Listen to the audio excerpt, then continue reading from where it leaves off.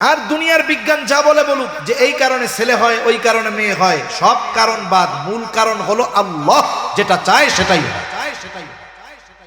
আল্লাহ তাআলা বলেন, ইয়াহাবু লিমান ইয়াশাউ ইনাসা ওয়া ইয়াহাবু লিমান ইয়াশাউ যুকুর আও ইউযাওয়িজুহুম যুকরানা ওয়া ইনাসা ওয়া ইয়াজআলু মান ইয়াশাউ আকিমা। আল্লাহ তাআলা যাকে চান মেয়ে দেন, যাকে চান ছেলে দেন, যাকে চান উভয়টা দেন, যাকে চান আল্লাহ কোনোটাই দেন না।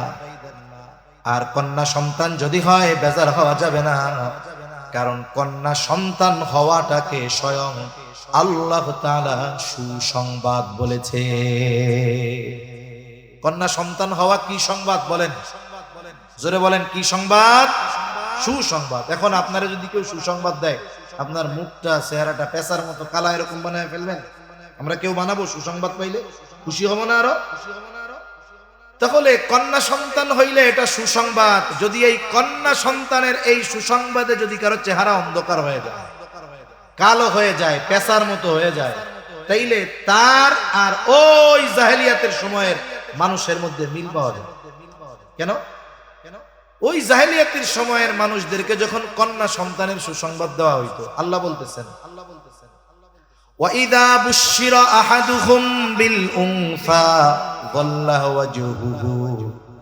আল্লাহ তাআলা বলেন, যখন তাদেরকে কন্যা সন্তানের সুসংবাদ দেওয়া হতো, যাল্লা ওয়াজহুহু, তাদের চেহারাটা অন্ধকারাচ্ছন্ন হয়ে যাইত। তাহলে কারো যদি কন্যা হয়, কেউ যদি পোতা পুতনি যা আছে, ছেলের ঘরের হোক মেয়ের ঘরের হোক, যদি মেয়ে হয় রাগ হওয়া যাবে না, কারণ এই কন্যা সন্তান হওয়াটাকে আল্লাহ বলেছেন সুসংবাদ। সুবহানাল্লাহ। দুইটা বা একাধিক যদি কারো কন্যা হয়, দুই বা দুইয়ের অধিক ভগ্নী বোন যদি কারো থাকে, বাপ নাই, এই বাবা অথবা ভাই যদি ওই বোনদের কষ্ট সহ্য করে, দিন শেখায়, এরপরে যদি এদেরকে দিনদার পাত্রের হাতে তুলে দেয়, বিবাহ দেয়, এদের জন্য লাভ কি? অনেকগুলো হাদিসের মূল কথা। এক নাম্বার, এই ভাই ওই পিতা জান্নাতে নবীর সাথে থাকবে। সুবহানাল্লাহ বলেন। তার জন্য ওই কন্যা ভগ্নী জাহান্নাম থেকে অন্তরায় হয়ে দাঁড়াবে, দেয়াল হয়ে যাবে। সুবহানাল্লাহ। চিন্তা করে দেখেন। এজন্য অনেকে আছে ছেলে কামনা করে, ছেলে আশা করে, কিন্তু মেয়ে হইলে বেজার হয়। এটা আমরা কখনো করব না। যাক, এক কথা থেকে অন্য অনেক কথায় গেলাম, এবার আমার কথায় যাই। তাহলে সন্তান চাইতে হবে আল্লাহর কাছে, নেক সন্তান। সন্তানের জন্য পিতামাতার দোয়া, এটা কখনো বিফলে যায় না।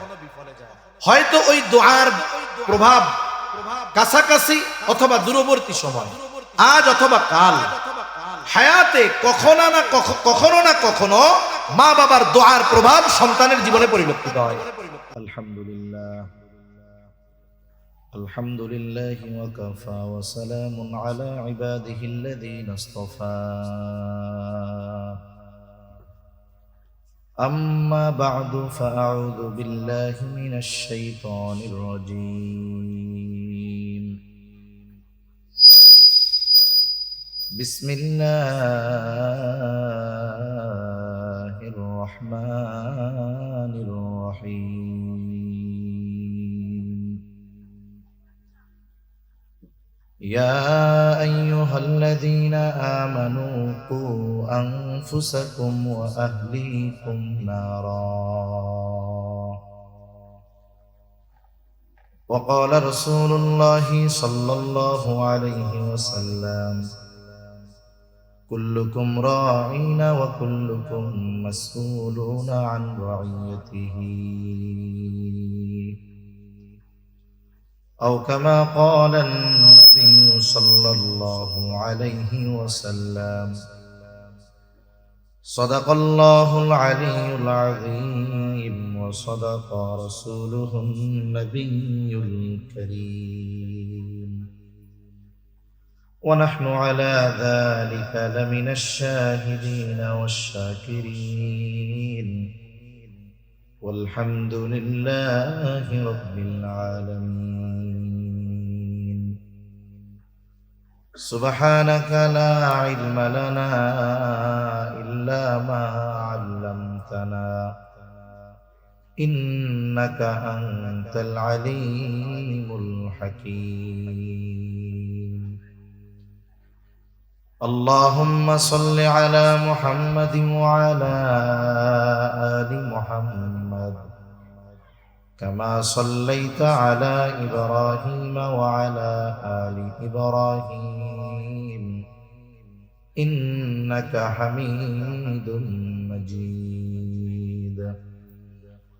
اللهم بارك على محمد وعلى آل محمد كما باركت على إبراهيم وعلى آل إبراهيم إنك حميد مجيد. আলহামদুলিল্লাহ। ঐতিহ্যবাহী যশোর জেলার অন্তর্গত কেশবপুর থানাধীন হাসপাতাল রোড, গুলশানে আখতার, আশরাফাবাদ, ভুগতি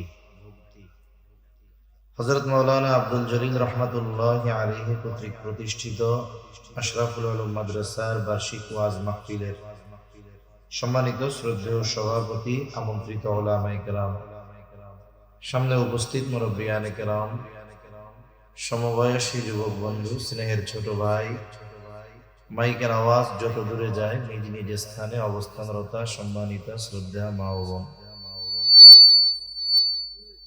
আল্লাহ তাআলার দরবারে অগণিত শুকর যে মহান মালিক হাজারো মানুষের মধ্য থেকে যাচাই বাছাই করে এই দ্বীনি মজমায় আমাদের আসার বসার, কিছু কথা বলবার, শ্রবণ করবার সুযোগ যে মহামহিয়ান সর্বশক্তিমান দান করেছেন, সেই মহান সত্তার দরবারে কৃতজ্ঞতা প্রকাশার্থে অন্তর থেকে মহাব্বতের সাথে জবান খুলে কালিমাতুশ শুকর পাঠ করি, আলহামদুলিল্লাহ।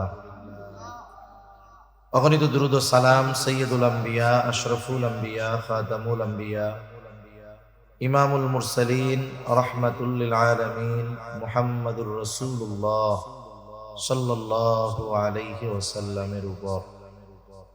আমি আপনাদের খেদমতে পবিত্র কোরআনুল কারীমের 28তম পারা সূরা তাহরীম থেকে একটি আয়াতের অংশ ও রাসূল আকরাম সাল্লাল্লাহু আলাইহি ওয়াসাল্লামের অগণিত হাদিস থেকে একটি হাদিসের অংশ পাঠ করেছি। আল্লাহ সুবহানাহু ওয়া তাআলার কাছে তৌফিক চাই, আল্লাহ তাআলা কিছু কথা বলার তৌফিক দেন যেগুলো আমাদের সবার দুনিয়া এবং আখিরাতের জন্য যেন কল্যাণকর হয়। সকলে জবান খুলে বলি আমিন। আসলে যেই মাহফিলগুলা খোলা ময়দানে হয়, আওয়াজ দূর দূরান্তে যায়, এই মাহফিলগুলায় অনেক সময় শ্রোতা বেশি থাকে, দর্শক কম থাকে। একদল হলো দর্শক শ্রোতা, যেমন আপনারা আমারে দেখতেছেন আবার শুনতেছেন। আর এক দল আছে শুধু শ্রোতা, মাইক তো অনেক দূর পর্যন্ত দেওয়া, তারা শুনতেছে। দ্বীনি মাহফিলে এসে বসে শুনলে লাভ কি? এসে শুনলে লাভ হলো, যখন কোথাও কোনো এই ধরনের দ্বীনি মজলিস হয়, জিকিরের মজলিস হয়, যেই মজলিসে আল্লাহর কথা হয়, এই ধরনের মজলিসগুলার চতুর্দিকে ফেরেশতারা বেষ্টনী দিয়ে দাঁড়িয়ে থাকে। তার মানে এই ধরনের দ্বীনি মাহফিলের দর্শক শ্রোতা শুধু আমরা হই না, আল্লাহ সুবহানাহু ওয়া তাআলার সৃষ্টির অন্যতম এক নিদর্শন, ফেরেশতারাও এই মাহফিলগুলার দর্শক থাকে, শ্রোতা থাকে। লাভ কি হয়? এই যে এই জায়গাগুলো বেষ্টনী দিয়ে দাঁড়ায় এবং এই ফাঁকা জায়গায় আমরা যারা থাকি, আমাদের উপরে হাদিসের মধ্যে আসছে ওয়ানাজালাত আলাইহিমুস সাকিনা, এই মজলিসে যারা থাকে তাদের উপরে সাকিনা অবতীর্ণ হয়, আল্লাহর বিশেষ রহমত আসে। সুবহানাল্লাহ। এরপরে কি হয়? শ্রোতা তো অনেক, মাইকেও শুনতেছে, কিন্তু যারা দর্শক শ্রোতা এই মজলিসে উপস্থিত, আল্লাহ সুবহানাহু ওয়া তাআলা তার নিকটবর্তী যারা ফেরেশতা আছে, আমরা এই মজলিসে আল্লাহর কথা বলি আর আল্লাহ ওই মজলিসে আমাদের আলোচনা করে। সুবহানাল্লাহ। ওয়া যাকারাহুমুল্লাহু ফী মান ইনদা। কত বড় এক সৌভাগ্যের বিষয় যারা দ্বীনি মাহফিলে এসে বসতে পারে। আরো লাভ কি? আমলের কথা পরে থাকলো, এখানে এসে যদি কোনো ইমানদার বসে, বসার কারণে তার সব সগীরা গুনাহগুলো মাফ হয়ে যায়। সুবহানাল্লাহ। আমল করা লাগবে না, ইমানদার এসে বসলেই সগীরা গুনাহ মাফ হয়ে যায়। আরো লাভ কি? সূরা জিলজালের তাফসীরে আসছে যে জমিন আমাদের কর্মের ব্যাপারে আল্লাহর কাছে সাক্ষী দিবে। তার মানে আমি জমিনের যেই জায়গায় যেই কাজটা করেছি, জমিন আমার কর্মের ব্যাপারে আল্লাহর কাছে সাক্ষী দিবে। এইখানে আমরা যারা বসবো, যা বসেছেন, আমরা একটা নেকের কাজ করতেছি, এই জমিন আমার পক্ষে সাক্ষী হয়ে যাচ্ছে। আবার দেখুন সময়, এটাও আল্লাহর কাছে আমার আপনার ব্যাপারে সাক্ষী দিবে। এই যে সময়টুকু আমরা এখানে আছি, আপনারা বসছেন, এই সময়টাও আল্লাহর কাছে কিয়ামতের দিন আমার আপনার পক্ষে সাক্ষী দিবে। তাহলে কোনো ব্যক্তি যদি কোনো জায়গায় গুনার কাজ করে, ওই জমিন তার গুনার ব্যাপারে সাক্ষী হয়ে যায়। নেকের কাজ করে, ওই জমিন তার নেকের কাজের সাক্ষী হয়ে যায়। যেই সময়টা দ্বীনি কাজে অতিবাহিত করে, ওই সময় তার পক্ষে সাক্ষী হয়ে যায়। যেই সময়টা সে গুনার কাজে অতিবাহিত করে, ওই সময়টা তার গুনার কাজের সাক্ষী হয়ে যায়। তাই দ্বীনি মজলিস যখন হবে, আমাদের উচিত যে কিছু সময় বসা, আমল করতে পারি আর না পারি, এই বসার দ্বারা কমপক্ষে ওই ফায়দাগুলো, কিছু রহমত পাওয়া যাবে, খাস রহমত। জমিনটা সাক্ষী হবে, সময়টা সাক্ষী হবে, সগীরা গুনাহগুলো মাফ হবে। এজন্য আমরা যখনই দেখব কোথাও কোনো দ্বীনি মজলিস হচ্ছে, আলোচককে, আলোচনা কে করতেছে, ওই চিন্তা না করে, এই ফজিলতগুলোর কথা চিন্তা করে হলেও প্রত্যেকটা দ্বীনি মজলিসে কিছু সময় আমরা দিব। আল্লাহ তৌফিক দান করেন। সম্মানিত উপস্থিতি, আমি যে আয়াতখানা আপনাদের খেদমতে তিলাওয়াত করেছি, এই আয়াতে কারিমার মধ্যে আল্লাহ সুবহানাহু ওয়া তাআলা ইমানদারদেরকে উদ্দেশ্য করে খুবই গুরুত্বপূর্ণ দুইটি বিষয়ের নির্দেশ দিয়েছেন। প্রথম নির্দেশ যে ইমানদার, তুমি নিজেকে জাহান্নাম থেকে বাঁচাও। দ্বিতীয় আদেশ, তুমি শুধু নিজে বাঁচবা এমনটা হবে না, তোমার যারা অধীনস্থ আছে, তুমি যাদের অভিভাবক, তাদেরকেও তুমি জাহান্নাম থেকে বাঁচাও।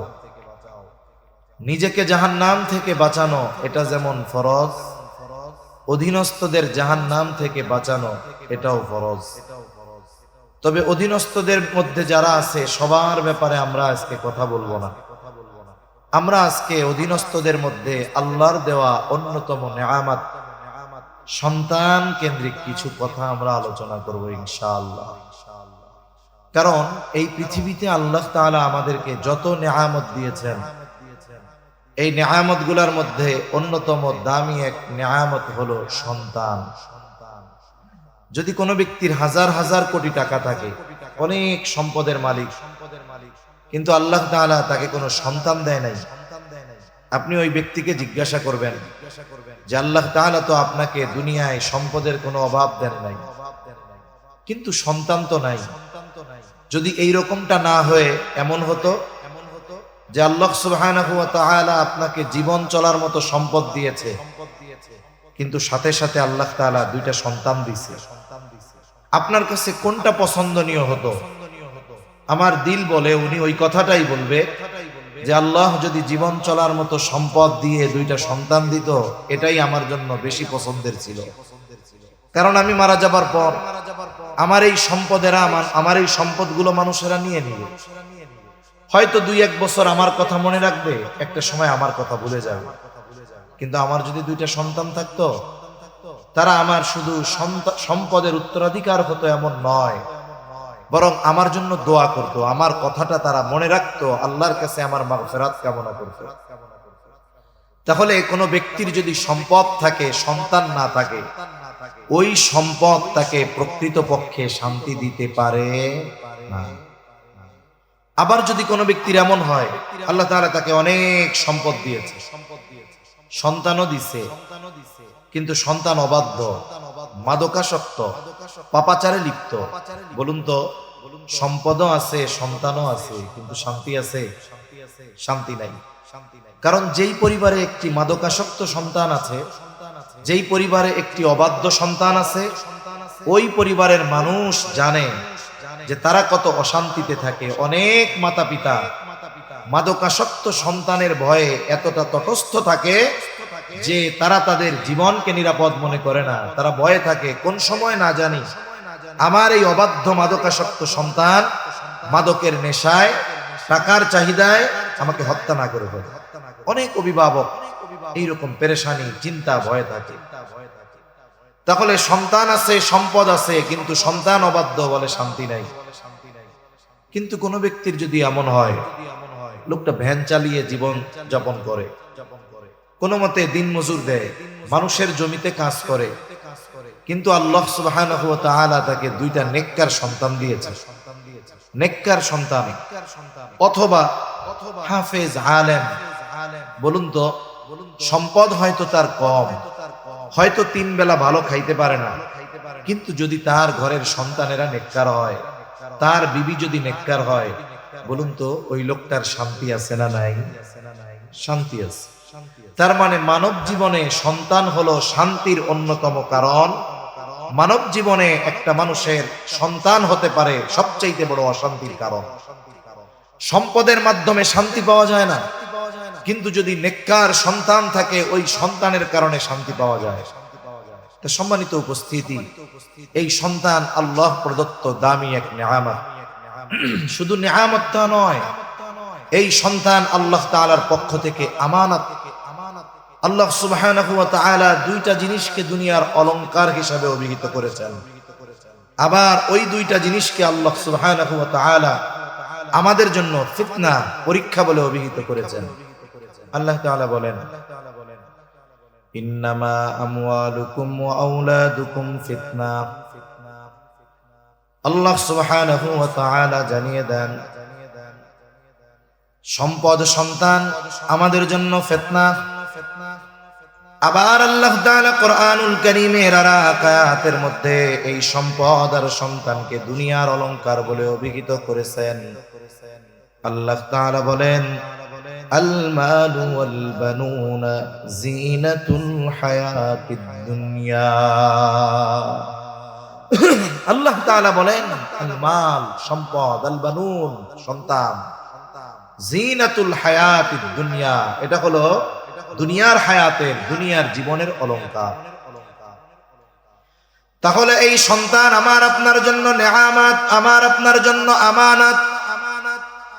আল্লাহ সুবহানাহু ওয়া তাআলা এই সন্তান নামক নেয়ামত, আমানত দেবার পর শুধু দিয়েছেন এটাই শেষ এমনটা নয়, বরং ওই সন্তানের ব্যাপারে আমাদের কি কর্তব্য, আমাদের কি করণীয়, এই বিষয়গুলোও আল্লাহ সুবহানাহু ওয়া তাআলা আমাদেরকে জানিয়ে দিয়েছে।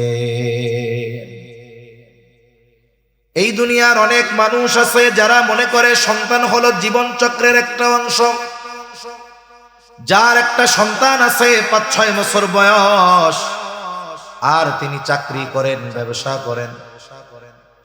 এইরকম অনেক মানুষ আছে মনে করে এখন আমার দায়িত্ব হলো সন্তানের জন্য উপার্জন করে সন্তানকে লেখাপড়া শেখানো, এরপরে ভালো একটা চাকরি দিয়ে দেওয়া, এরপরে আমি যখন বৃদ্ধ হব ও চাকরি করবে, সম্পদ উপার্জন করবে, ওর সন্তান লালন পালন করবে, আর আমি যখন জীবন সায়ান্নে পৌঁছিয়ে যাব, হায়াতের শেষ দিকে পৌঁছিয়ে যাব, বৃদ্ধ হয়ে যাব, ওই সময়টাতে সে আমার খরচগুলো বহন করবে।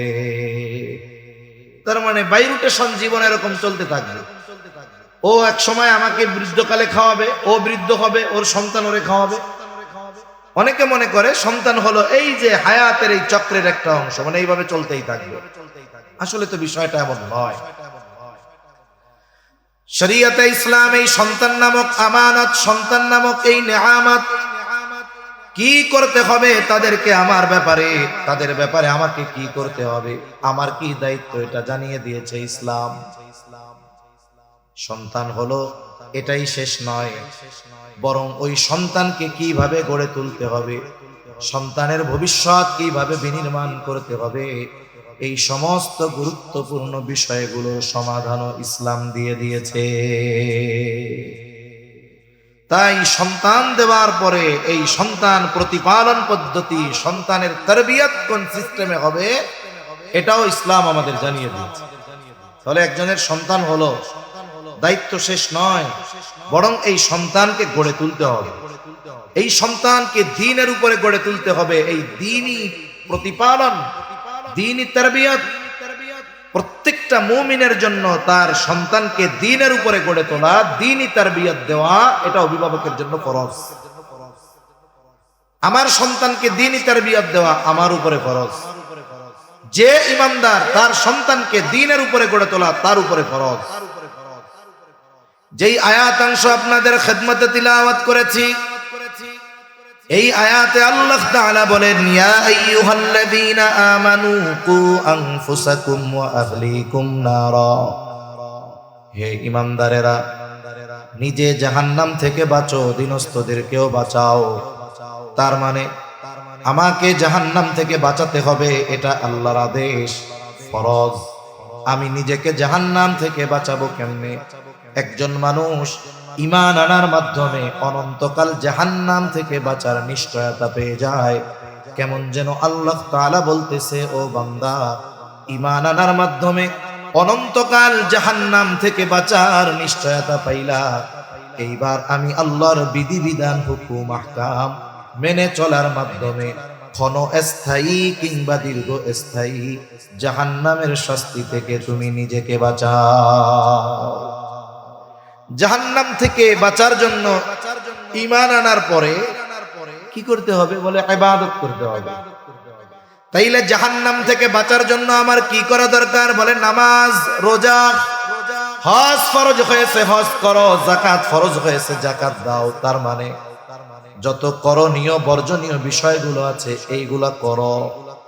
দ্বিতীয় আদেশ, জাহান্নাম থেকে শুধু তুমি নিজে বাঁচবা এমনটা হবে না, ওয়া আহলিকুম, সাথে সাথে তুমি তোমার অধীনস্থদেরকেও জাহান্নাম থেকে বাঁচাও। দুনিয়াতে বাস্তবিক অর্থে কোনো মানুষের এই ক্ষমতা নাই যে কোনো মানুষ যদি ইচ্ছা করে আরেকজন মানুষকে জাহান্নাম থেকে বাঁচাতে পারবে। এইরকম ক্ষমতা দুনিয়ার কাউকে আল্লাহ দিয়েছেন? জোরে বলেন না, দিয়েছেন? দেন নাই। যদিও এই দুনিয়ার অনেক মানুষ দাবি করে যে আমার এই ক্ষমতা আছে, অনেকে দাবি করে, আমাদের বাংলাদেশেও আছে, তারা দাবি করে যে আমার কাছে আসলে, আমার মুরিদ হইলে, যেমন বাংলাদেশে এক ভণ্ড আছে ঢাকার আরামবাগে, এর কথায় বলে যে আপনি এমন মুর্শিদের দরবারে আসছেন, আপনি মরে যাওয়ার পরে আপনার সওয়াল জবাব দেওয়া লাগবে না, আপনার মুর্শিদ আপনার কবরে হাজির হয়ে যাবে। নাউজুবিল্লাহ বলে। এই পৃথিবীতে আল্লাহ তাআলা এই ক্ষমতা কাউকে দেন না যে কেউ কাউকে জান্নাতে নিতে পারে, জাহান্নাম দিতে পারে, কেউ কাউকে হেদায়েত দিতে পারে। এই ক্ষমতা দুনিয়াতে আল্লাহ কাউকে। আবার দেখুন, কোন অভিভাবক যদি চিন্তা করে ইবাদতের মাধ্যমে ক্ষণস্থায়ী জাহান্নাম থেকে নিজেকে বাঁচাবো, কিন্তু আমার ছেলে নামাজ পড়ে না, আমার মেয়ে নামাজ পড়ে না, তাইলে এক কাজ করি, আগামী ফজরের নামাজ থেকে আমি শুধু আমার নামাজ পড়ব না, নিজেকে জাহান্নাম থেকে বাঁচানোর জন্য আমার ফরজ পড়ব, সুন্নাত পড়ব, সাথে সাথে সন্তানকে বাঁচানোর জন্য আরো 2 রাকাত ফরজ সুন্নাত আদায় করব। বলুন তো, কোন অভিভাবক যদি তার সন্তানের ইবাদত করে দেওয়ার মাধ্যমে সন্তানকে জাহান্নাম থেকে বাঁচাতে চায়, এটা সম্ভব হবে নাকি? হবে না। সন্তানের ইবাদত বাবা করলে হবে না, সন্তানের নামাজ বাবা পড়লে হবে না, সন্তানের রোজা বাবা রাখলে হবে না। তার মানে কি করতে হবে? নিজে আল্লাহর হুকুম আহকাম মেনে চলার মাধ্যমে নিজেকে জাহান্নাম থেকে বাঁচাতে হবে। অধীনস্থদেরকে ওই কাজগুলো যেগুলো করলে জাহান্নাম থেকে বাঁচবে, ওই কাজগুলো করানোর মাধ্যমে জাহান্নাম থেকে বাঁচানোর চেষ্টা করতে হবে। তাহলে আমি আপনি কি পারবো? আমি আপনি পারবো আমার আপনার অধীনস্থদেরকে জাহান্নাম থেকে বাঁচাতে চেষ্টা করতে, ইবাদত করানোর জন্য প্রেসার ক্রিয়েট করতে। তবে তার ইবাদত আমি করলে হবে। আমি তাকে চেষ্টা করতে পারি দ্বীনের পথে চালানোর, আমি তাকে আহ্বান করতে পারি দ্বীনের পথে চলার, কারণ আমি আপনি কতটুকু চেষ্টা করতেছি এটাই আল্লাহ তাআলা দেখবে। কারণ আমি আপনি চেষ্টা করতে পারি, কিন্তু হেদায়েতের ক্ষমতা আমার আপনার হাতে নাই। জলিলুল কদর পয়গম্বর হযরত নূহ আলাইহিস সালাম 950 বছরের দীর্ঘ হায়াত আল্লাহ তাআলা দিয়েছেন। যখন ওই মহাপ্লাবনের সূচনা শুরু হয়ে গেল, আল্লাহর পক্ষ থেকে আযাব, নেককার যারা তারা নৌকায় চড়ে বসলো। বিশাল পাহাড়ের মতো এক একটা ঢেউ, সময়ের সাথে সাথে দ্রুততার সাথে সাথে পানি বাড়তেছে। নূহ আলাইহিস সালামের সন্তান ইয়াম, আরেক নাম কেনান, চেষ্টা করেছে পয়গম্বর নূহ আলাইহিস সালাম সন্তানকে দ্বীনের উপরে আনার, কিন্তু সন্তান ঈমান আনে নাই। যখন পাহাড় সাদৃশ্য বড় বড় ঢেউ শুরু হয়ে গেল, হযরত নূহ আলাইহিস সালাম এবার সন্তানকে সর্বশেষ বলতেছে, সন্তান, ইয়া বুনাইয়ারকাম মা'ানা ওয়ালা তাকুম মা'আল কাফিরিন। হে আমার সন্তান, তুমি এই নৌকায় আরোহণ করো, নৌকায় চড়ো, কাফেরদের সঙ্গী হয়ো না। নৌকায় চড়ো মানো ঈমান আনো, নৌকায় চড়ো। নূহ আলাইহিস সালামের ওই নৌকায় আরোহণের শর্ত ছিল ঈমান। নূহ আলাইহিস সালাম বড় আবেগ দরদ নিয়ে সন্তানকে বললেন, নৌকায় চড়ো, কাফেরদের সঙ্গী হয়ো না। সন্তান কি জবাব দিল? ক্বালা সাআওয়ি ইলা জাবালিন ইয়াসিমুনি মিনাল মা। নৌকায় তো চড়বেই না, আরো বলে আমি নৌকায় উঠবো না, আমি এমন উঁচু জায়গায় যাব যেই জায়গায় আমারে পানি ছুঁইতেই পারবে না। কিন্তু নূহ আলাইহিস সালামের ওই মহাপ্লাবন সাধারণ বন্যার মতো ছিল না। কোন কোন মুফাসসির লেখেন, গোটা পৃথিবীর 1 ইঞ্চি জায়গাও শুকনা ছিল না, সব প্লাবিত হয়ে গেছে। নূহ আলাইহিস সালামের সন্তান ঈমান আনলো না, মারা গেল, বেঈমান, ঠিকানা জাহান্নাম।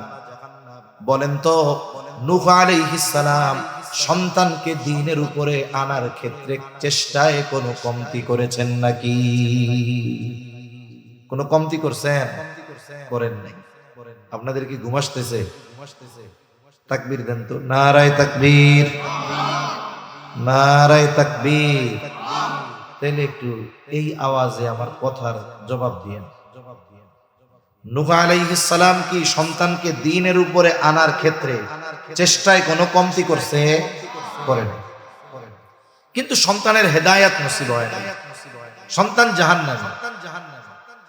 কিয়ামতের দিন হযরত নূহ আলাইহিস সালামকে এই ব্যাপারে জিজ্ঞাসা করা হবে না, ও পয়গম্বর নূহ, 950 বছর হায়াত আপনাকে দিলাম, আপনার সন্তান কেন ঈমান আনলো না, কেন বেঈমান হলো, কেন জাহান্নামী হলো? জিজ্ঞাসা করা হবে না। কেন হবে না? কারণ নূহ আলাইহিস সালাম সন্তানকে দ্বীনের উপরে আনার ক্ষেত্রে চেষ্টায় কোনো কমতি করেন নাই। কিন্তু হেদায়েতের ক্ষমতা তো ওনার হাতে নাই। হেদায়েতের ক্ষমতা একমাত্র যার হাতে, তিনি কে? আল্লাহর হাতে হেদায়েতের ক্ষমতা। তাহলে আমার আপনার বিষয়টা ওইরকম। আল্লাহ তাআলা দেখবেন যে আমি আপনি আমার আপনার অধীনস্থকে দ্বীনের উপরে আনার জন্য, দ্বীনের উপরে চালানোর জন্য যত ব্যবস্থাপনা করা দরকার ছিল করেছি কিনা, যত চেষ্টা করার দরকার ছিল করেছি কিনা, আল্লাহ তাআলা এটাই বলেন। কারণ আমাদের দেশের অনেক বড় বড় বুজুর্গ আছে, অনেক পরিচিত বুজুর্গ মানুষ আছে যাদের সন্তান অবাধ্য হয়ে গেছে, যাদের সন্তান কি হয়ে গেছে?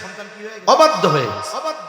জিজ্ঞাসা করা হয়েছে, হযরত এই অবস্থা, অথচ আল্লাহ তাআলা আপনার মাধ্যমে কত মানুষকে দ্বীনের পথে দেখাচ্ছে, মানুষ দ্বীনের পথে আসতেছে। জবাব যে দেখো, ওই জবাব নূহ আলাইহিস সালাম চেষ্টা কম করছে, আমি তো তার তুলনায় কিছুই না। আমি আমাকে আল্লাহ যতটুকু তৌফিক দিছে সর্বোচ্চ চেষ্টা করেছি। এখন তার যদি নসিবে হেদায়েত না থাকে, এই ব্যাপারে আমার কোনো আফসোস নেই। আমি আমার জবাবদিহিতার চিন্তায় ছিলাম যে আখিরাতে কি জবাব দিব। আমি আমার চেষ্টার সর্বোচ্চটা করেছি, কিন্তু হেদায়েতের ক্ষমতা তো আমার হাতে না। হেদায়েতের ক্ষমতা কার হাতে? আল্লাহর হাতে। তাই আমার আপনার বিষয়টা ওই রকম যে আমি আপনি সন্তানকে দ্বীনের উপরে প্রতিপালন করার ক্ষেত্রে, গড়ে তোলার ক্ষেত্রে কতটুকু চেষ্টা করেছি, কতটুকু ব্যবস্থাপনা গ্রহণ করেছি, এটাই আল্লাহ তাআলা দেখবেন। এই আয়াতে যত শিক্ষা আছে, এর মধ্যে একটা বিষয় এটাও যে সন্তানকে দ্বীনের উপরে পরিচালিত করার চেষ্টা করা, দ্বীনের উপরে গড়ে তোলার সর্বোচ্চ ব্যবস্থাপনা গ্রহণ করা অভিভাবকের জন্য ফরজ। আয়াতে এটাই বোঝা যায়। সাথে সাথে আর একটা লম্বা হাদিসের প্রথম অংশ আপনাদের খেদমতে পাঠ করেছি।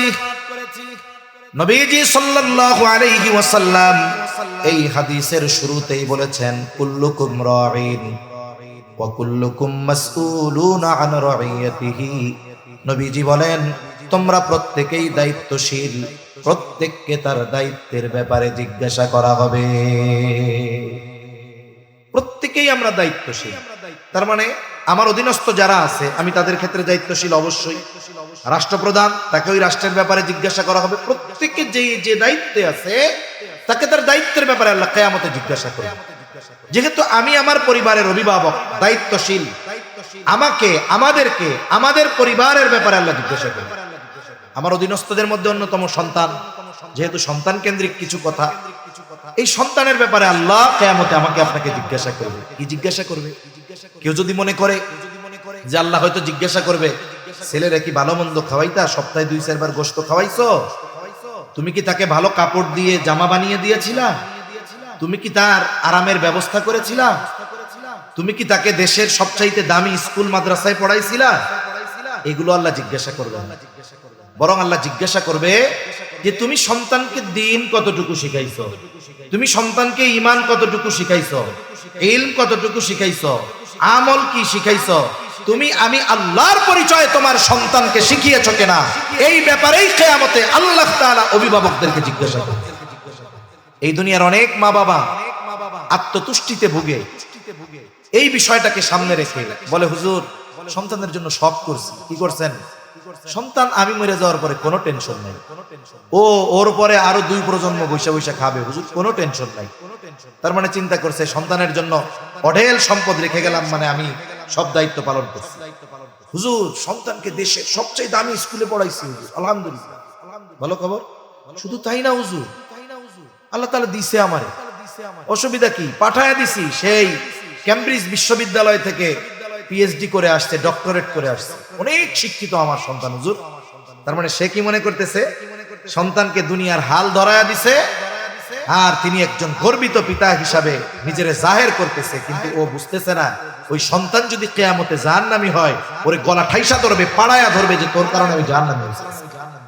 এজন্য একজন অভিভাবকের প্রকৃত দায়িত্ব এটা, ওগুলা তো অপশনাল। মূল দায়িত্ব হলো সন্তানকে আল্লাহর পথ চেনানো, দ্বীনের পথ চেনানো, ঈমানের পথ চেনানো, আমলের পথ চেনানো।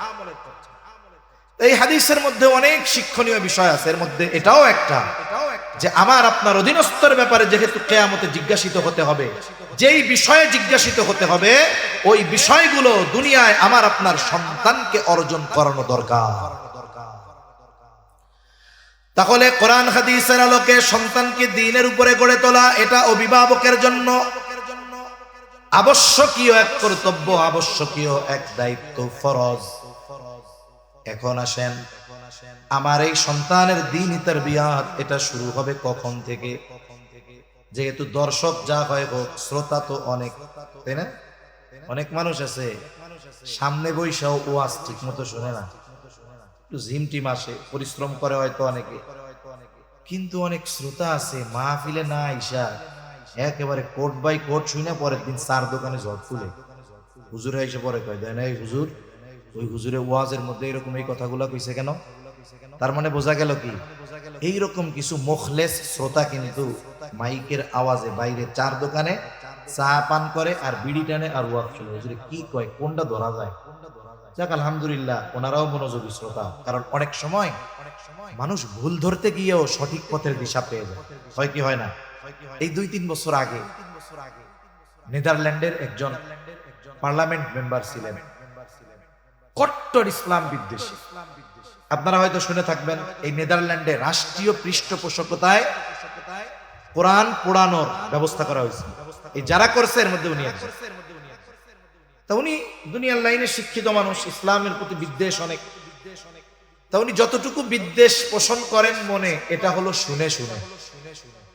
তা উনি চিন্তা করলেন যে কারো যদি বিরোধিতা করতে হয় তাহলে তার অথেন্টিক বিষয়গুলো, বাস্তব বিষয়গুলো জানতে হবে। মানুষের কাছে শুনে আর কতটুকু জানা যায়?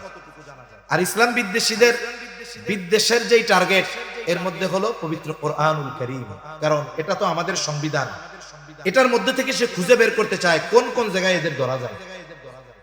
এখন উনি মুসলমানদের ভুল ধরার জন্য, বিদ্বেষ আরো বেশি বেশি করার জন্য, ইসলামের প্রতি এই বিদ্বেষকে আরো ব্যাপকভাবে ছড়িয়ে দেওয়ার জন্য উনি এক মিশনে নামলেন। ওনার টার্গেট যে তাইলে এইবার মানুষের মুখে যা শুনছি এতকাল সব বাদ, এইবার আমি নিজে মুসলমানদের এই বিষয়গুলো তাদের কোরআন থেকে বের করব, আর এক একটা করে আমি ছাড়বো। আল্লাহর বান্দা এই নিয়তে কোরআন পড়া শুরু করছে।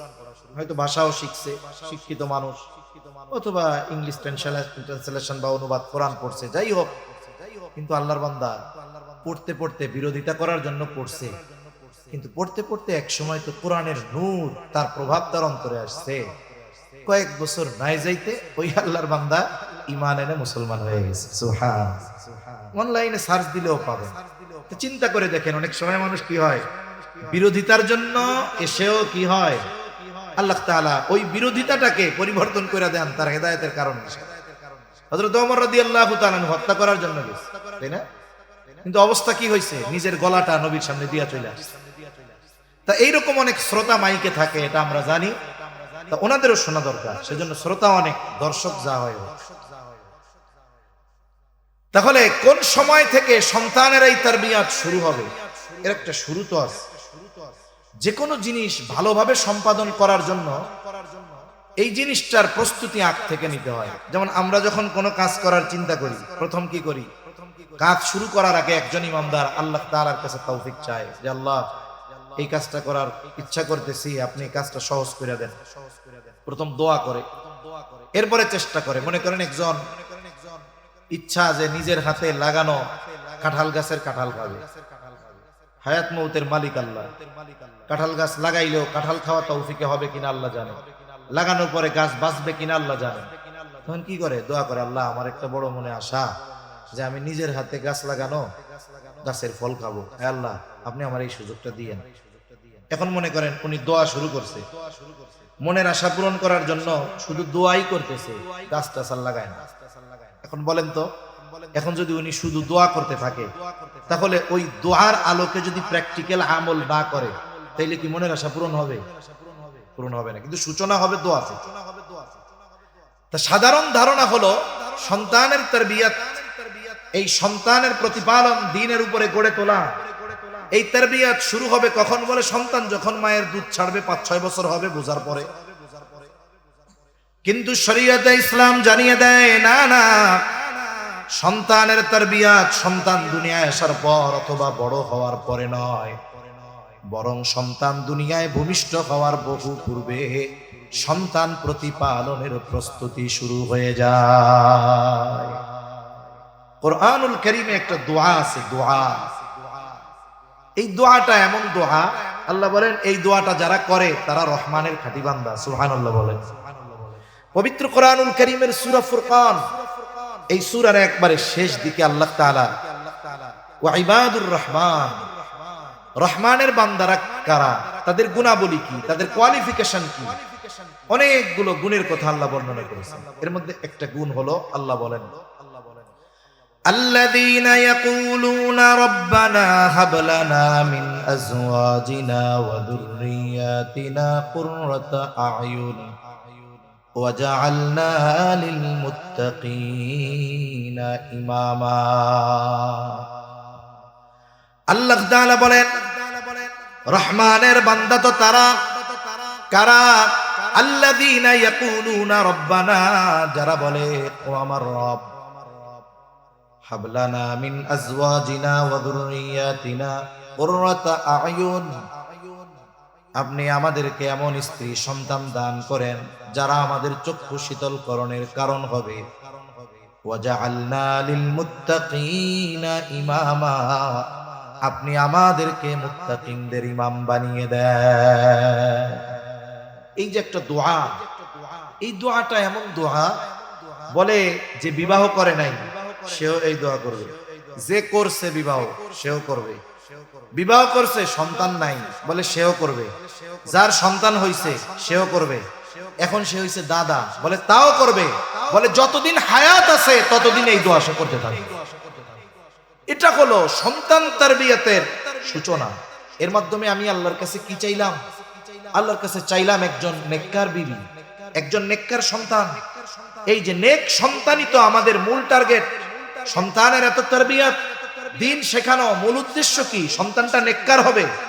আর এই নেক সন্তান আল্লাহ তাআলার কাছে শুরুতে চাওয়া, এই যে দোয়া করা, এটাও তারবিয়াতের গুরুত্বপূর্ণ একটি অংশ। কারণ যে কোনো বিষয় পাওয়ার জন্য সাহায্য দরকার কার? তাইলে আমি যেটা চাই সেটা পাওয়ার জন্য সাহায্য প্রার্থনা দোয়া করতে হবে কার কাছে? আল্লাহ তাআলা। এই দোয়ার মাধ্যমে তারবিয়াতের শুরু। যারা নেককার বিবি দেন, নেক সন্তান দেন। আবার নেক সন্তানের অন্যতম শর্ত নেক বিবি। এজন্য আল্লাহর কাছে দুইটাই চাই, নেক বিবিও চাই, নেক সন্তানও চাই। এইবার রাসূল আকরাম সাল্লাল্লাহু আলাইহি ওয়াসাল্লাম জানায় দেন নেক বিবির গুরুত্ব কত। দোয়া পর্ব শেষ, এখন এই দোয়ার বাস্তবায়ন যদি করতে হয় যে আল্লাহ আমার একটা নেককার বিবি দেন, তাহলে কোন কোয়ালিটি দেখতে হবে, কোন গুণ দেখতে হবে? নবীজি এটা জানিয়ে দিয়েছেন। এই বিবাহ কোন গুণ দেখে করতে হবে, এটার সাথেও সন্তান তারবিয়াতের বিষয় সম্পৃক্ত। কেন? কারণ সন্তানের আখলাক, সন্তানের চরিত্র, এটা নির্ভর করে মায়ের চরিত্রের উপর। এই দুনিয়ার আধুনিক বিজ্ঞানীদের গবেষণা, অমুসলিমদের গবেষণা, যে একজন সন্তানের চরিত্রের 90% গঠিত হয় তার মায়ের থেকে।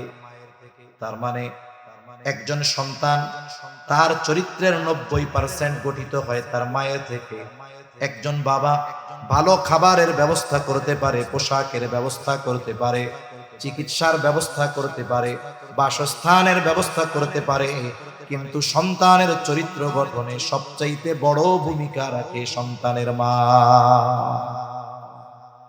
তাই তো নেক বিবির জন্য কি দরকার? নবীজি সাল্লাল্লাহু আলাইহি ওয়াসাল্লাম বলেন, 4টি জিনিস দেখে বিবাহ করা হয়। 1 নাম্বার, দেখা হয় সৌন্দর্য, দেখা হয় সম্পদ, দেখা হয় বংশ।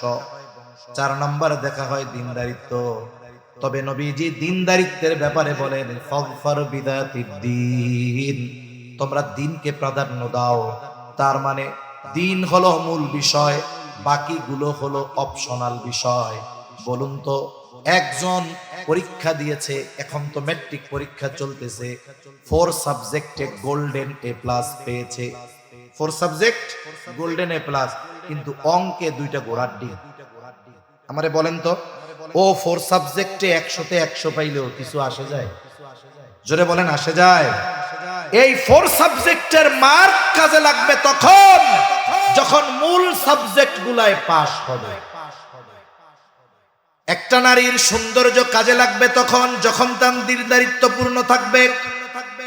একটা নারীর সম্পদ কাজে লাগবে তখন যখন তার দিনদারিত্বের মধ্যে পূর্ণাঙ্গতা থাকবে। একটা নারীর বংশীয় উচ্চ মর্যাদা কাজে লাগবে তখন যখন তার দিনদারিত্বের মধ্যে পূর্ণতা থাকবে।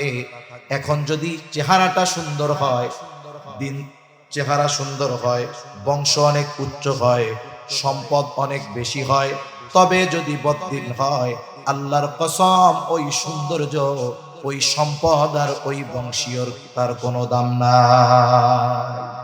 কারণ কি? মূল সাবজেক্টেই তো ফেল, 4 সাবজেক্টে কোনো কাজ নেই। অনেক সময় কি হয়, একজন মূল সাবজেক্ট গুলায় যোগ করলে পাইছে A গ্রেড, 4 সাবজেক্টের পয়েন্ট যোগ করার সাথে সাথে হয়ে গেল গোল্ডেন A+। তাহলে 4 সাবজেক্ট কাজে লাগে কখন? বলে মূল সাবজেক্ট ঠিক থাকলে।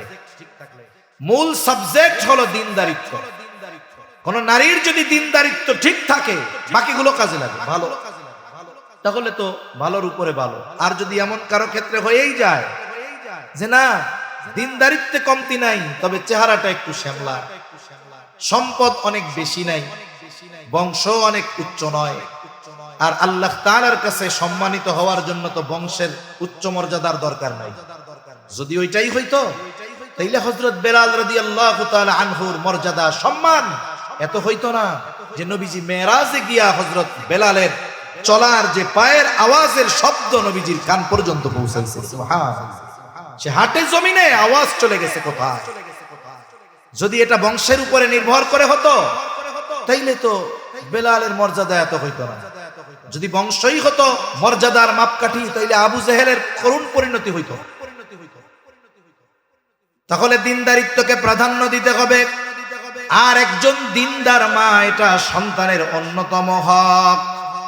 সুন্দরী মা, সম্পদওয়ালা মা, উচ্চবংশীয় মা, এটা মূল হক নয়, বরং সন্তানের অন্যতম হক হলো নেককার মা। প্রসিদ্ধ ঘটনা আছে, হযরত ওমর রাদিয়াল্লাহু তাআলা আনহুর কাছে এক ব্যক্তি সন্তানের নামে অভিযোগ নিয়ে গেছে। সন্তান তার হক আদায় করে না। লোকটা এবার খলিফাতুল মুসলিমিনের কাছে অভিযোগ দিল, খলিফাতুল মুসলিমিন, আমার সন্তান আমার হক আদায় করে না। হযরত ওমর রাদিয়াল্লাহু তাআলা আনহু ওই ছেলেটাকে জিজ্ঞাসা করলেন, কি ব্যাপার, পিতার হক আদায় করো না কেন? এইবার যুবক পাল্টা প্রশ্ন করে বলে, খলিফাতুল মুসলিমিন, হক কি শুধু পিতা সন্তানের কাছে পায়? সন্তান কি তার পিতার কাছে কোনো হক পায় না? হক কি শুধু আমার বাবাই পায়?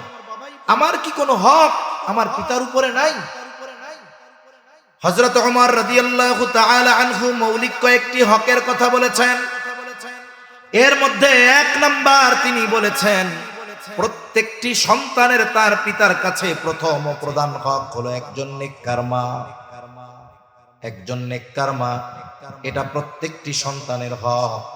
দেখুন, একজন পিতা তার সন্তানের কাছে হক পাওনা ঠিক, তবে দাবি করতে পারবে কখন? কোন অভিভাবক বা পিতা যদি তার 5 বছরের সন্তানকে বলে, আমি হলাম তোমার বাবা, তুমি আমার সন্তান, তোমার কাছে আমার অনেক হক পাওনা আছে, আমি অসুস্থ, দুর্বল, কালকে থেকে তুমি ভ্যান চালায়া আমারে উপার্জন করে খাওয়াবা, এটা আমার হক। বলেন তো, কোন বাবা যদি তার নাবালক সন্তানের উপরে হকের দাবি করে এই ধরনের কষ্টসাধ্য বিষয় চাপিয়ে দেয়, এটা সন্তানের কাছ থেকে হক পাওয়া হবে না, বরং এটা সন্তানকে জুলুম করা হবে। হক সে দাবি করবে কখন? বলে সন্তান যখন বালেগ হবে, প্রাপ্তবয়স্ক হবে, তখন চাপায়া দিবে। তার মানে পিতা সন্তানের কাছে হক দাবি করবে কখন? বলে সন্তান বালেগ হবে যখন। কিন্তু একজন সন্তান তার পিতার কাছে হক পাবে কখন? বলে দুনিয়ায় আসার পরে নয়, বরং দুনিয়ায় আসার বহু আগে একজন মানুষের উপরে তার সন্তানের অন্যতম একটি হক সাব্যস্ত হয়ে থাকে। সেই প্রথম ও প্রধান হকটা হলো একজন নেককার মা। তাহলে যেই ব্যক্তি বিবাহের সময় কন্যা বাছাই করতে গিয়ে সৌন্দর্য, সম্পদ আর বংশকে প্রাধান্য দিয়ে দিনদারিত্বকে বাদ দিয়ে দেয়, ওই অভিভাবক সন্তান দুনিয়ায় আসবে কি আসবে না, হবে কি হবে না আল্লাহ ভালো জানেন, কিন্তু ওই অনাগত সন্তানের হক সে নষ্ট করে বসে দেয়। এখন আবার এই চিন্তা করার দরকার নেই। যদি কেউ অতীতে এটা করে থাকে যে হুজুর ওই টাইমে তো এটা করে ফেলছি, তাইলে নতুন করে আবার নতুন হক আদায় করি, এই কাম করতে গিয়ে ঝামেলা বাঁধায় না। যা হইছে হইছে, আল্লাহর কাছে দোয়া করে। তাহলে অন্যতম প্রথম ও প্রধান বিষয় হলো একজন নেককার মা। এটা সন্তান তারবিয়াতের অন্যতম গুরুত্বপূর্ণ অংশ। কারণ আমি চাচ্ছি কাঁঠাল, আমাকে কাঁঠাল গাছ লাগাতে হবে, প্রথমে দোয়া করতে হবে, কাঁঠাল গাছ লাগাতে হবে, এরপরে এক সময় কাঁঠাল হবে। আমি যদি দোয়া করি গাছ না লাগাই, কাজ হবে না। আমি যদি দোয়া করি আল্লাহ কাঁঠাল দেন, লাগাইছি আম গাছ, তাহলে কাজ হবে না। আমার দোয়ার সাথে সাথে আমার কর্মটাকেও মিল রাখতে হবে। এখন নেককার বিবি হলো 2 নাম্বার কাজ কি? বলে আগে তো দোয়া করছে একা, এইবার দোয়া করবে 2 জন মিলে। দুজনে মিলে আল্লাহ তাআলার কাছে নেক সন্তান কামনা করবে, নেক সন্তান চেয়ে দোয়া করবে। আর আল্লাহ তাআলার কাছে সন্তান কামনা করার ক্ষেত্রে শুধু সন্তান চাইব না, বরং আল্লাহ তাআলার কাছে সালেহ সন্তান, নেক সন্তান কামনা করব। কেন? কারণ নেক সন্তান চেয়ে আল্লাহর কাছে দোয়া করা, আল্লাহর কাছে চাওয়া নেক সন্তান, এটা আমাদের পিতা, মুসলিম মিল্লাতের পিতা ইব্রাহিম খলিলুল্লাহ আলাইহিস সালামের আমল। ইব্রাহিম আলাইহিস সালাতু ওয়াস সালাম যখন নমরুদের অগ্নিকুণ্ডের ওই পরীক্ষায় আল্লাহ পাশ করায় দিলেন, সদ্য গোল্ডেন A+ পেয়েছেন, কঠিন এক পরীক্ষায় পাশ করেছেন। খলিলুল্লাহ হিজরত শুরু করেছেন ইরাকের বাবেল থেকে শামের দিকে। একে তো সদ্য পরীক্ষায় পাশ করা, আবার এখন মুসাফির। এই অবস্থায় তিনি আল্লাহ তাআলার কাছে দোয়া করেছেন, রব্বি হাবলি মিনাস সলিহিন, ও রব আমাকে একজন নেককার সন্তান দে। তাহলে আল্লাহর কাছে চাইতে হবে শুধু সন্তান না, নেক সন্তান। মুফাসসিরিনে কেরাম বলেন এই আয়াতে এটাও বোঝা যায় যে ইব্রাহিম আলাইহিস সালাম আল্লাহ তাআলার কাছে ছেলে সন্তান কামনা করেছেন, নেক সন্তান চেয়েছেন, ছেলে সন্তান। তাই আল্লাহ তাআলার কাছে ছেলে সন্তান চাওয়া এটাও ইব্রাহিম আলাইহিস সালামের আমল। তবে হ্যাঁ, কেউ আল্লাহর কাছে ছেলে সন্তান চাইলো কিন্তু আল্লাহ তাআলা যদি মেয়ে সন্তান দেয় তাহলে রাগ হওয়া যাবে নাকি? রাগ হওয়া যাবে না, চেহারা মলিন বানানো যাবে না। আমাদের সমাজে অনেক মানুষ আছে, প্রথম সন্তান মেয়ে হয়েছে, মুখটা পুড়া যায়। আর যদি পর পর 2-3টা মেয়ে হয় তাহলে তো তার অবস্থা আরো খারাপ। এত কিছুর ভিড়েও কিছু ভালো মানুষ আছে। কয়েকদিন আগে একটা খবরে দেখছি, ঢাকার এক ভাই, ঢাকাতে থাকেন, বাড়ি কই এটা জানি না, ওনার পর পর 3জন না 4জন মেয়ে হয়েছে। এইবারও সন্তান হবে, উনি খুব আশা করছে ছেলে হবে। এই কয়েক বছরের মধ্যে একটা আইন হয়েছে যে আগে তো আল্ট্রাসোনোগ্রামের পরে পেটের বাচ্চা ছেলে না মেয়ে ডাক্তাররা বলে দিত। এই সম্প্রতি আইনে এটা বলা মানা, নিষেধ, কোন ডাক্তার বলবে না, একেবারে আইন করে নিষেধ করে দেওয়া হয়েছে। আল্ট্রাসোনোগ্রামে দেখছে ডাক্তার, তার মানে আল্ট্রাসোনোগ্রাম যেই মহিলা করছে ডাক্তার, সে এমন ভাব নিছে, ওই সন্তানের বাপ ভাবছে তাইলে এবার মনে হয় ছেলে হবে। মানে যিনি আল্ট্রাসোনোগ্রামে তো উনি দেখতেছে কি আছে পেটে, তো বুঝতেছে, তাই না? তা উনি এমন ভাব নিছে যে ওনারা মনে করছে তাইলে মনে এবার ছেলে হবে। আল্লাহর বান্দার নসিব, আল্লাহ যা চাইছে এটা হইছে, এইবারও মেয়ে হইছে। হসপিটালে 4 নম্বর না 5 নম্বর সন্তান, এটাও মেয়ে হইছে। কিন্তু আল্লাহর বান্দা বেজার হয়নি। সুন্দর একটা ল্যান্ড ক্রুজার গাড়ি, বিয়ার গাড়ি যেরকম সাজায় ওই রকম সাজায়া হসপিটালে নিয়ে গেছে, মেয়ে আর মারে নিয়ে আসছে, এরকম অভ্যর্থনা দিয়া। মূল কথা হলো আমরা আল্লাহ তাআলার কাছে চাইতে পারি, কিন্তু আমার সব চাওয়ার মধ্যে কল্যাণ আছে না অকল্যাণ আছে আমি জানি না, জানে কে? আল্লাহ জানে। এই জন্য কোরআন হাদিসে সন্তানদের জন্য যত দোয়া আল্লাহ এবং তার রাসূল শিখিয়েছেন, একটা বদদোয়াও শেখান নাই। একটা বদদোয়াও শিখাইছেন? একটা বদদোয়াও শেখান নাই। হযরত নূহ আলাইহিস সালাম দেখেন, সন্তান নৌকায় উঠে নাই, জানে যে শেষ হয়ে যাবে, এরপরেও সন্তানের প্রতি মায়া, বলছে আল্লাহ তো আমার পরিবার। আর আল্লাহ বলেন না, সে তোমার পরিবার নয়। তাহলে চিন্তা করে দেখুন, একজন অভিভাবক সন্তানের যত অধপতন হোক না কেন, প্রকৃত অভিভাবক চিন্তা করে অধপতন থেকে যেন ফিরে আসে।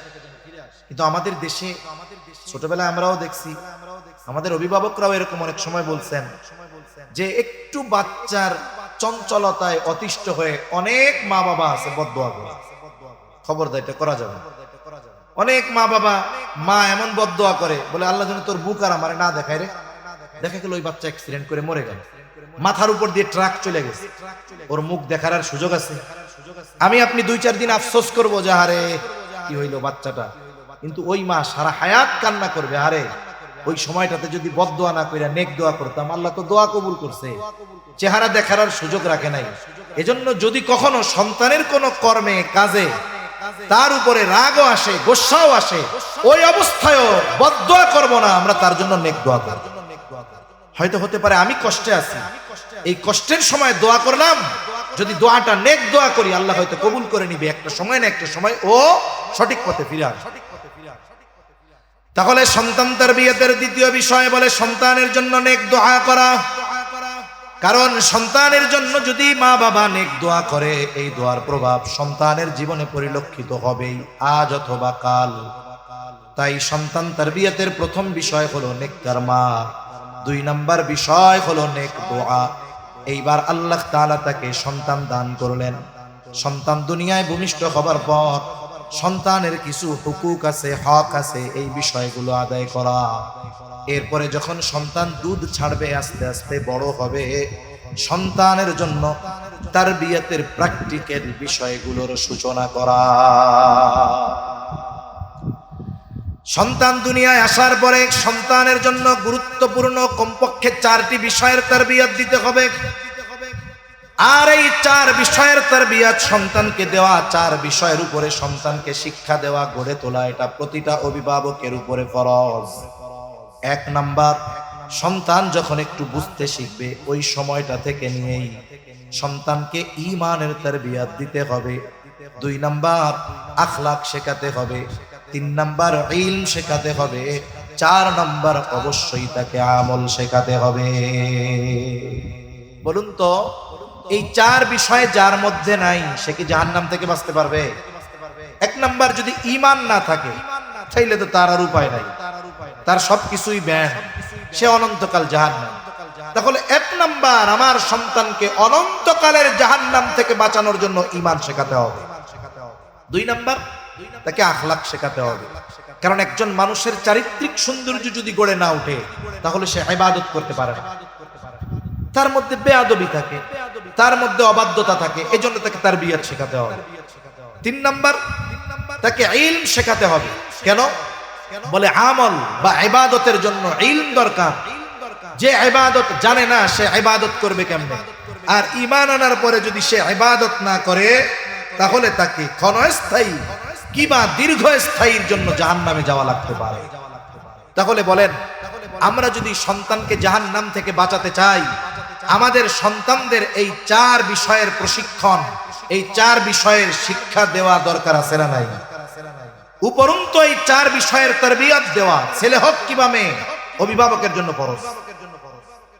তাহলে 1 নাম্বার, সন্তানকে ঈমান শেখানো ফরজ, আখলাক শেখানো ফরজ, ইলম শেখানো ফরজ, আমল শেখানো ফরজ। আমি আর লম্বা সময় আপনাদের কষ্ট দিব না, কথা শেষের দিকে।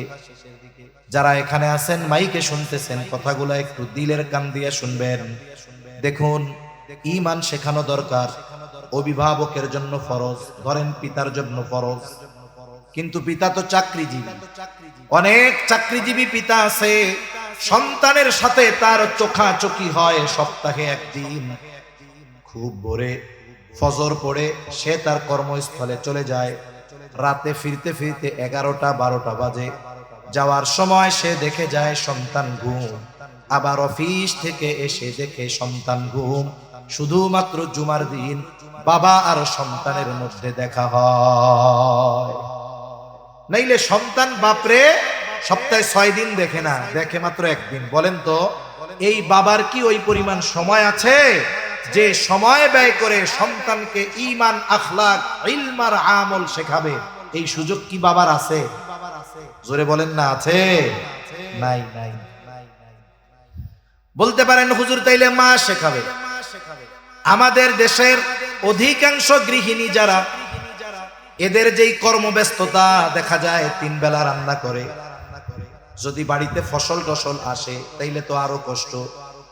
রান্না বান্না করা, থালা বাসন ধোয়া, ঘর বাড়ি পরিষ্কার পরিচ্ছন্ন করা, শ্বশুর শাশুড়ি থাকলে তাদের দেখাশোনা করা, আত্মীয় স্বজন আসলে তাদের সমাদর করা, কাপড় চোপড় ধোয়া, সব কর্মব্যস্ততা শেষ করে দেখা যায় গৃহিণী নারীর জন্য ঠিক মতো 5 ওয়াক্ত নামাজ পড়াও কষ্ট হয়ে যায়। তাহলে সন্তানকে শেখানো ফরজ। বলে পিতা কর্মব্যস্ত, শিখাইতে পারে না। মা ঘরের কাজে ব্যস্ত, শেখাইতে পারে না। কিন্তু শেখাতে তো হবে, না শেখাইলে আখিরাতে ধরা আছে। কোথায় শেখাবেন? আমাদের দেশে প্রাইমারি স্কুলগুলা আছে। কোন অভিভাবক যদি চিন্তা করে আমার সন্তানটাকে ইলম, ঈমান, আখলাক, ইলম আর আমল শেখানোর জন্য আমার এলাকার শেখানো ফরজ ছিল, ওই বিষয়গুলো ক্লাস 5 পর্যন্ত পড়ে সে শিখে যাবে। তার মানে প্রাইমারি স্কুলে সে ঈমান শিখবে, আখলাক শিখবে, ইলম শিখবে, আমল শিখবে। কিন্তু আফসোসের বিষয়, আমাদের প্রাইমারি স্কুলগুলোতে 92% মুসলমানের দেশে মুসলমানদের অর্থে পরিচালিত প্রাইমারি স্কুলগুলোর ভিতরে দিন শিক্ষা তো বহুদূর, বরং বদ্দিন শেখানোর ব্যবস্থা করা হচ্ছে, ঠিক কিনা বলেন? গানের শিক্ষক নিয়োগ দিতে চায়, সংস্কৃতির নামে বেহায়াপনা আর কুফরি আমাদের সন্তানদেরকে শেখাতে চায়। ওইখানে গিয়ে ইমানদার হবে কি, বানাইতে তো চায় বেঈমান। যার ফলশ্রুতিতে অনেক দেখা মানুষ আমার এমন আছে, দিনদার ঘরের ফ্যামিলি, মা বাবা দিনদার, ছেলেটাও নামাজ কালামি ছিল, ইউনিভার্সিটিতে গেছে, যেখানে নাস্তিকতায় সয়লাভ, অশ্লীলতায় সয়লাভ, যাওয়ার পরে কি হয়েছে? চারিত্রিক পদস্খলন হয়েছে, ঈমানি পদস্খলন হয়েছে, নাস্তিক হয়েছে, চরিত্র ধ্বংস হয়েছে। আমাদের দেশের প্রাইমারি থেকে নিয়ে ইউনিভার্সিটি পর্যন্ত দিন শেখানো, আখলাক শেখানো, ইলম আমল শেখানোর কোন ব্যবস্থা রাষ্ট্রীয় পৃষ্ঠপোষকতায় করা হয় না। অথচ আমার সন্তানকে বাঁচাতে হবে। ও যদি না বাঁচে আমিও বাঁচবো না, কারণ আমি যতই আমল করি না কেন, আমার গাফলতি আর উদাসীনতায় যদি আমার সন্তান কিয়ামতে জাহান্নামী হয়ে যায়, আমি হাজি গাজী যা হই না কেন, ও যদি জাহান্নামী হয়, কিয়ামতের দিন ও জাহান্নামী হওয়ার 1 নম্বর অভিযুক্ত হিসাবে আল্লাহর দরবারে আমার নামটা উত্থাপন বলবে, আল্লাহ আমি আমার বড়দের কথা মতো চলেছি, আমি আমার অভিভাবকদের কথা মতো চলেছি। এই যে আমার বাপ আমার অভিভাবক ছিল, উনি যদি টাকা না দিত আমার পকেটে টাকা থাকতো না, খাবার না দিলে খাবারের ব্যবস্থা ছিল না, পোশাক না দিলে আমাকে বিবস্ত্র থাকতে হতো, উনি তো আমার অভিভাবক, উনি আমার দিন শেখায়নি, ওনার কারণে জাহান্নামী। জান ওনারে আগে জাহান্নামী। একটু চিন্তা করে দেখেন, প্রত্যেকটা অভিভাবক যারা ইমানদার, এইটুকু চিন্তা করা দরকার যে আমি যেই সন্তানকে কলিজার টুকরা মনে করি, ওই সন্তান যেন কিয়ামতের দিন আল্লাহর দরবারে আমার ব্যাপারে অভিযোগ দায়ের না করে যে আজকে জাহান্নামী হওয়ার কারণে আয় আল্লাহ আমার ওই অভিভাবক দায়ী, আমার পিতা দায়ী। তাহলে কি হলো? বলে প্রাইমারি স্কুলে দিলে আমার আপনার সন্তান ইলম শিখবে না, ঈমান শিখবে না, আমল শিখবে না, অথচ এই বিষয়গুলো আমার আপনার উপরে ফরজ, অধীনস্থদেরকে শেখানো, সন্তানকে শেখানো। বলে এই গুরুত্বপূর্ণ ফরজ বিষয়, যেটার কারণে কিয়ামতে ধরা পড়া লাগতে পারে, আমার আপনার সন্তানদেরকে ঈমান, আখলাক, ইলম আর আমল শেখানোর দায়িত্ব প্রাইমারি স্কুলের লোকেরা নেয় নাই। বলে আমার উপরে যেই বিষয়গুলো ফরজ ছিল, আমার এই জিম্মাদারি পালন করার দায়িত্বগুলো নিয়েছে আশরাফুল উলুম মাদ্রাসার মতো মাদ্রাসাগুলা। কারণ আমাদের বাংলাদেশে যত মাদ্রাসা আছে, প্রত্যন্ত অঞ্চলে গ্রামে গঞ্জে আলহামদুলিল্লাহ হাজার হাজার নুরানি মাদ্রাসাগুলো আছে। ছোট ছোট মাদ্রাসা অনেক জায়গায় আছে, ভালো মতো বেড়াটাও নাই, উপরে চালটা কোনো মতে আছে। নুরানি মাদ্রাসা যদিও বিল্ডিং নাই, কিচ্ছু নাই, কিন্তু ওই জায়গাগুলোতে যখন আমার আপনার সন্তান যায়, 3, 4, 5টা বছর যখন আমার আপনার সন্তান ওইখানে পড়ে, আল্লাহর কসম আমার আপনার সন্তান ঈমান শিখে, আমার আপনার সন্তানের আখলাক নববী আখলাকে পরিণত হয়। আমার আপনার সন্তান কমপক্ষে যতটুকু ইলম অর্জন করা ফরজ এই মাদ্রাসায় এসে শিখে, সাথে সাথে প্র্যাকটিক্যাল আমলটাও আমার আপনার সন্তান শিখে যায়। যার ফলশ্রুতিতে অনেক সময় অনেক মাদ্রাসার গভীর রাতের সিসিটিভির ফুটেজ অনেকে প্রকাশ করে। এক মাদ্রাসার, জানি না কোন মাদ্রাসার, সিসিটিভির একটা ফুটেজ একদিন দেখলাম। বাচ্চারা রুমের মধ্যে থাকে, বর্তমান যে জামানা, নিরাপত্তার জন্য মাদ্রাসাগুলা সিসি ক্যামেরার ব্যবস্থা করে। এক মাদ্রাসার ভিডিওটা এরকম, ছোট্ট একটা বাচ্চা গভীর রাতে উঠছে, 2:30, 3টা এরকম বাজে হয়তো। ওই ভিডিও রেকর্ডিং যখন হয় সময়টা হয়তো থাকে, উঠতেছে একটা বাচ্চা, উঠছে, বোঝা যায় যে ওর কোনো জরুরতে ধরছে, প্রস্রাবে ধরছে। ও জরুরত ছেড়ে আবার রুমের মধ্যে ঢুকছে, এসে আবার শুইছে। 1-2 মিনিট পরে ও আবার উঠে গেছে, আবার বাহিরে গেছে। বাহিরে গিয়ে এইবার হয় অজু করছে, অজু করে এসে সুন্দর মতো 2 জনের বেডিং এর ফাঁকে একটু জায়গা, ওই জায়গায় নামাজে দাঁড়ায় গেছে। বাচ্চাটার বয়স দেখে মনে হয় 6 বছর 7 বছর এরকম হইতে পারে সর্বোচ্চ। বলেন তো 6-7 বছরের বাচ্চার উপরে কি নামাজ ফরজ নাকি? নামাজ তো ফরজ। 6-7 বছরের বাচ্চা নামাজে দাঁড়াইলো সুন্দর মতো, এরপরে নামাজ শেষ করলো, 2-4 রাকাত নামাজ পড়ে এবার খুব সুন্দরভাবে আল্লাহর কাছে দোয়া মোনাজাত করে ও আবার শুয়ে পড়লো। একটু চিন্তা করেন, এই দুনিয়ার অনেক অভিভাবক আছে, হুজুরদের কাছে গিয়ে পানি পড়া চায়, তেল পড়া চায়, কি হইছে? হুজুর সন্তানটা এমন অবাধ্য, নামাজ কালাম তো বহুদূর, জুম্মার নামাজও পড়ে না, হুজুর দোয়া করেন। সব শেষ, ইজ্জত সম্মান সব খেয়া দিছে ওই বাবার সন্তানের কারণে মনের অবস্থা। আর ওই যে ছোট্ট বাচ্চা গভীর রাতে তাহাজ্জুদের নামাজ আদায় করে দোয়া মোনাজাত করছে, বলেন তো ওই সন্তানের বাবার দিলটা কত বড় হয়ে গেছে। এই যে সন্তানটা প্র্যাকটিক্যাল আমলটা যে করলো, শিখলো কোথায়? বলে এই মাদ্রাসা থেকে শিখছে। হয়তো শুনছে ওস্তাদরা বলছে যে তোমরা আল্লাহর কাছে গভীর রাত্রে চাইবা, আল্লাহর কাছে যদি চাও আল্লাহ দিবে। ওর দিলে ধরছে যে ঘুম যেহেতু ভাঙছে, রাত গভীর, আমি তো একটু আল্লাহর কাছে চাই। 2-4 রাকাত নামাজ পড়ে এইবার আল্লাহর কাছে দোয়া মোনাজাত করছি। বলেন তো এই দৃশ্যটা যখন কোনো বাবা দেখবে, আমার মনে হয় এই দুনিয়ার সবচাইতে আনন্দের দৃশ্য হবে ওই বাবার জন্য ওই দৃশ্যটা, ঠিক কিনা বলেন? তাহলে বলেন তো ওই সন্তান পিতার শান্তির কারণ হবে না অশান্তির? কথা বুঝে নাই? কিসের কারণ হবে? শুধু দুনিয়ার শান্তির কারণ হবে তা নয়, ওই সন্তান আশা করা যায় আখিরাতেও অনন্তকালের মর্যাদা আর সম্মানের কারণ হবে। তাই সম্মানিত উপস্থিতি, এই দুনিয়ায় আমাদেরকে আল্লাহ যাদেরকে সন্তান দিয়েছে, আমি আপনি যদি আমার আপনার সন্তানকে এই 4 বিষয়ের তারবিয়ত না দেই, আল্লাহ না করুক আমার এই উদাসীনতা আর গাফলতির কারণে যদি আমার আপনার সন্তান কিয়ামতের দিন আল্লাহর আদালতে আসামি হিসাবে অভিযুক্ত হয়ে যায়, আর আমি নামাজি হাজি গাজী এটা মনে করার সুযোগ নাই, পার পেয়ে যাব, বরং ওই সন্তান আমার ব্যাপারে আল্লাহর কাছে বলবে রব্বানা ইন্না আতা'না সাদাতানা ওয়া কুবারা'না ফাআদাল্লুনাস সাবিলা। ও রব, আমি আমার বড়দের নেতাদের আনুগত্য করেছি, আমার অভিভাবক আমার বাপ ছিল, আজকে আমাদেরকে এই যে পথভ্রষ্ট হয়েছি, জাহান্নামী হয়েছি ওদের কারণে, কারণ ফাআদাল্লুনাস সাবিলা, তারা আমাদেরকে পথভ্রষ্ট করেছে। আমি বেনামাজি হয়েছি তার কারণে, বেঈমান হয়েছি তার কারণে, আমার চারিত্রিক পদস্খলন হয়েছে তার কারণে, আমি আমল করি নাই তার কারণে, ইলম শিখি নাই তার কারণে। তাহলে কি হবে? বলবে আল্লাহ যেহেতু ওনার কারণে আমার এই অবস্থা, রব্বানা আতিহিম দিআফাইনি মিনাল আযাব, আপনি আমার ওই পাপের আযাবকে দ্বিগুণ করে দেন। আমার বাবার আযাবকে কি করে দেন? দ্বিগুণ করে দেন। এখন তো বলতেছি, আপনারা শুনতেছেন, আল্লাহ না করুক যদি কোনো অভিভাবকের কিয়ামতের দিন এই পরিস্থিতির সম্মুখীন হতে হয়, ওই অবস্থাটা তার জন্য কত কষ্টের হবে এটা ওই অভিভাবককে অনুধাবন করতে পারবে। এজন্য আমরা যদি আমাদের সন্তানকে এই বিষয়গুলো শিক্ষা দিতে পারি, তাহলে এগুলো আমার আপনার সন্তানের ভ্যাকসিনের মতো হবে। কেন? বলে আপনার তো মন চায় যে আমার ছেলেটারে ডাক্তার বানাবো, ইঞ্জিনিয়ার বানাবো। ভাই বানান না, কিন্তু আপনি যদি ওকে ইলম, আখলাক, ঈমান, আমল এইগুলার ভ্যাকসিন দিয়ে দেন, তাহলে কি হবে? ওই যে ভিত্তিমূলক শিক্ষাটা হবে ঈমানি শিক্ষা। ওই সন্তানটার ঈমান ঠিক থাকবে, ও পৃথিবীর যেখানেই যাক না কেন ও নাস্তিক হবে না, ও অশ্লীলতার সাথে জড়াবে না, ওর ক্যারেক্টারটা হবে এরকম।